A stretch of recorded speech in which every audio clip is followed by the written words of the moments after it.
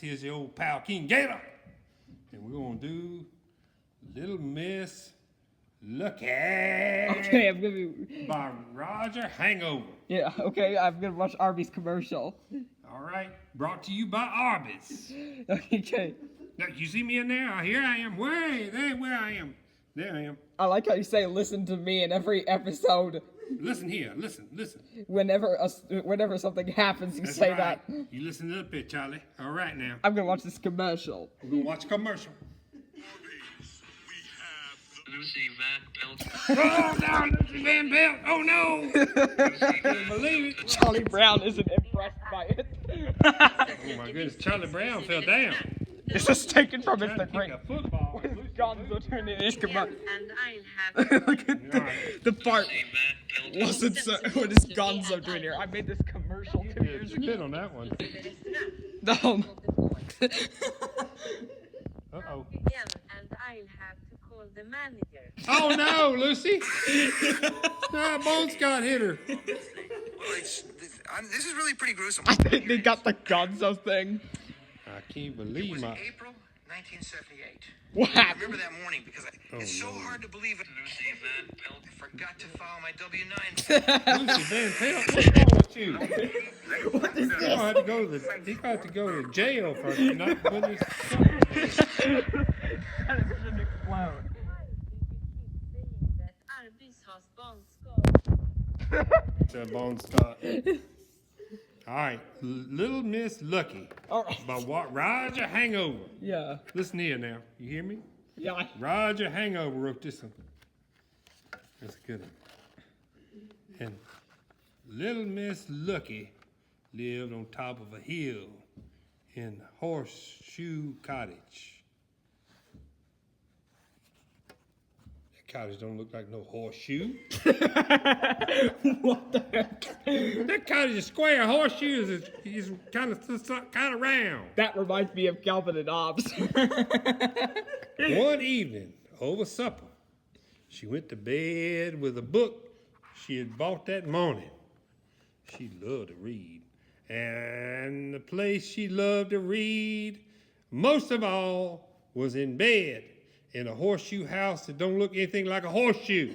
Do you like reading in bed? Lots of people do. I like reading in bed, and I'm reading comics out of this. Okay, Charlie Barkin, listen to me now. Yeah, okay, I'm listening. It was a cold and windy winter night outside, but little Miss Lucky snuggled down under the blankets and was warm and cozy as could be. Look at Charlie. He's saying, "Oh, I can't believe it. Can't believe his ears." Can he? Yeah, I'm reading. I like reading in bed, especially when I read these. Uh-huh. She opened the book, started to read the first page, but as she did so, there was a knock at the front door of Horseshoe Cottage that don't look nothing like a horseshoe. Oh, bother, she thought to herself. What can this be at this time of night? There it was again. And she put her book down, got out of bed, went downstairs to see who was there. I think it's Spaceman Spiff coming through the door. I think it must be. It's got to be Spaceman. Miss Lucky unlocked the door and opened it. She don't really need to be doing that at night. But there was nobody there. She peered outside. Nobody. She went outside. Nobody. I thought it's Spaceman Spiff. What do you think about it, Charlie Barkin? Go on. Hey, Charlie Barkin, stop reading that book and come up here and listen to this book I'm reading to you. And suddenly, there was a huge gust of wind, and the door banged behind her. Bang! And she nearly jumped out of her skin.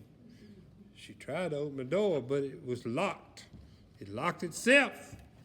There's some cottages, if you name them the wrong thing, they'll lock themselves. And she couldn't open it. Oh dear, she gasped. What am I to do?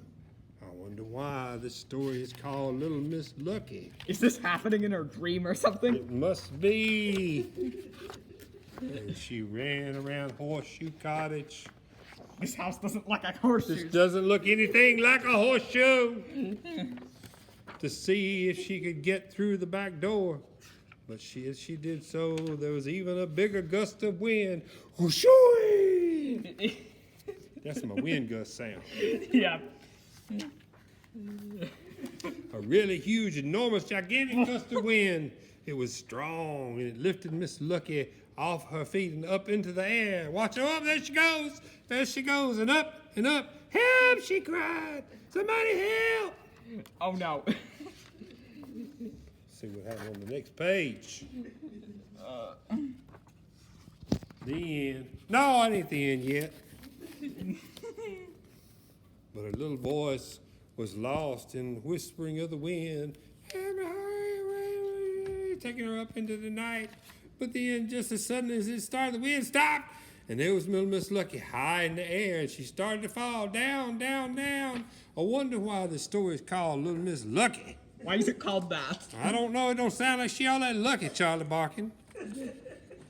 Oh, no. She's falling. And then there was a cat that was up in there and some French fries all around him. And then, no, that ain't right. Faster and faster she fell toward the ground. It looked like somebody with French fries all around her. Oh, she landed in a haystack in the corner of a field. Little Miss Lucky gasped for breath and felt to see if she had broken any bones. There were bones Inside her head. God! And she broke her head bone, but the haystack had cushioned her fall. And apart from feeling very frightened, she was all right. Oh, I thought it was She might have broke her fries from nose McDonald's. bone. She might have broke her nose bone or something. Oh no!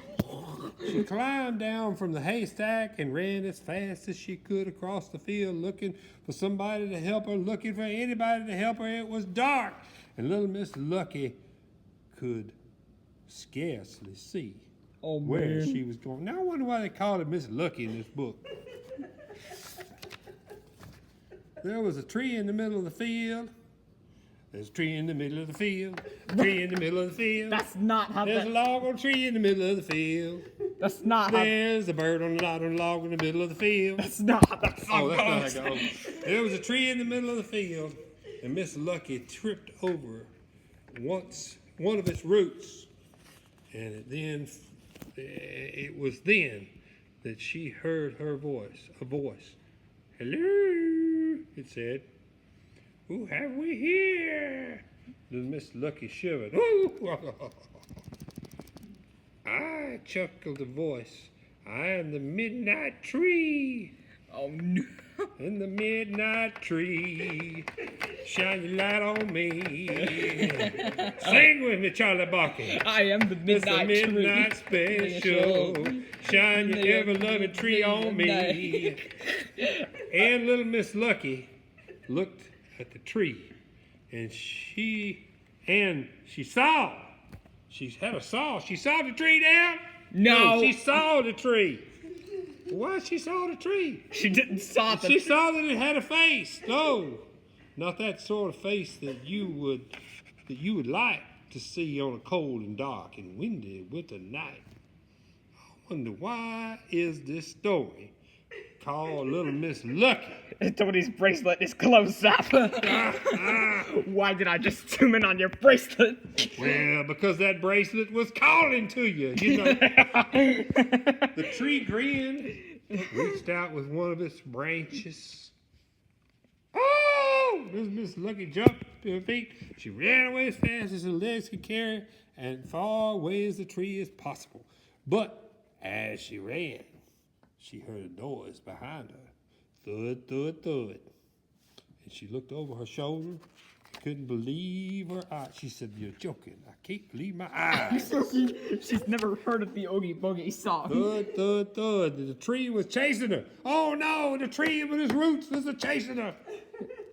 Oh, she ran faster than ever. Thud, thud, thud. But the tree was getting closer. Thud, thud, thud. And Miss Lucky stopped and she shut her eyes tight. Thud. I wonder why this story is called Little Miss Lucky. Why is it called that? Thud. And little Miss Lucky opened her eyes wide. And the book that she'd been reading in bed had slipped from her fingers and falling to the ground, to the floor. Oh, And it said, thud. She'd fallen asleep reading that book. It had all been a dream, I tell you. No knock on the door, no terrible wind, no midnight tree. No, it's a dream, Charlie Barkin. Can you believe it? And now, you know why the story is called Little Miss Lucky. Now, don't you? Are you ready, Charlie? Charlie, are you ready? what? Are you ready? Are you ready? Oh, I am ready. Let's make music together. Let's make sweet harmony. This was brought to you by Calvin and Hobbes. The eyes.